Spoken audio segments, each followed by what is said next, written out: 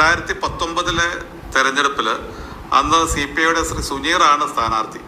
അന്ന് അദ്ദേഹത്തിന് ലഭിച്ചത് 25% വോട്ടാണ്. കഴിഞ്ഞ തെരഞ്ഞെടുപ്പിൽ ശ്രീമതി ആനി രാജയാണ് സ്ഥാനാർത്ഥി. ആ തെരഞ്ഞെടുപ്പിൽ അവർക്ക് ലഭിച്ചത് 26% വോട്ടാണ്. അതോടൊപ്പം തന്നെ 2019 തെരഞ്ഞെടുപ്പിൽ തുഷാറാണ് മത്സരിച്ചത് BJPയുടെ മുന്നണി സ്ഥാനാർത്ഥിയായിട്ട്. അന്ന് 7.5% അവരുടെ വോട്ടിംഗ് പെർസെൻറ്റേജ്. പക്ഷേ സുരേന്ദ്രൻ വന്നു കഴിഞ്ഞപ്പോൾ അത് 12% അദ്ദേഹത്തിലേക്ക് അത് വന്നു.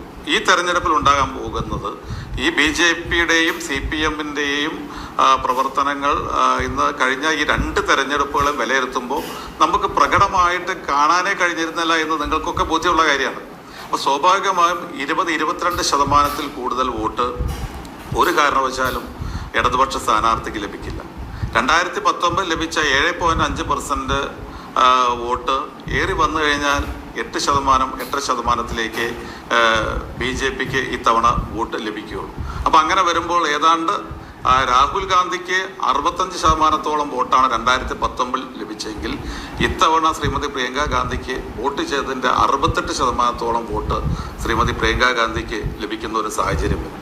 അതുകൊണ്ട് തന്നെ ഞങ്ങളെ സംബന്ധിച്ചിടത്തോളം ഒരാശങ്കയുമില്ല.